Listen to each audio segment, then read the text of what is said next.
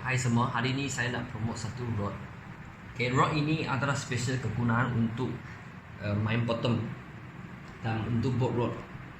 So rod ini nama dia adalah Seahawk True Timbers.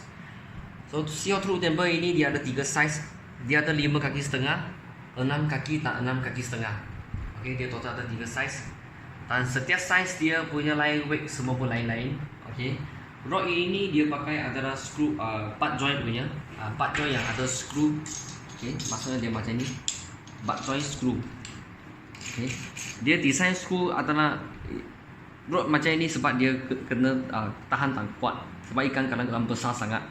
So dia kena ada screw untuk tahan. So dia design memang macam ni. Dan rod dia adalah sedikit lebih berat berbanding dengan rod yang biasa jigging. Ini adalah bottom part dia.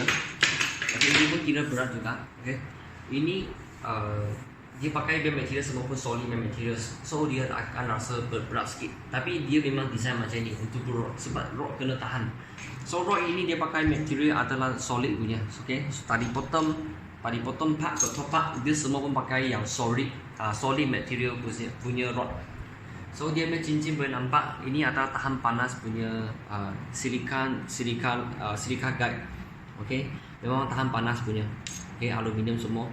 So dia kena pakai macam ni sebab tali dia mungkin keluar laju dan keluar cepat. So ini cincin kena tahan panas.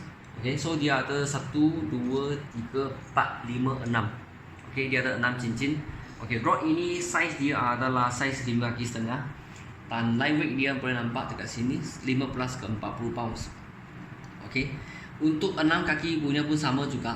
Dia punya line weight masih sama 15 ke 40 pounds. Untuk 6 kaki setengah punya dia punya line weight masih kekal sama 15 ke 40 pounds.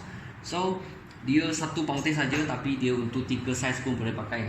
Tengoklah dia kadang-kadang orang ada suka yang main lebih pendek, ada yang suka main lebih panjang. So ini adalah two section punya rod. Dan harga dia pun murah saja, baru 100 lebih saja.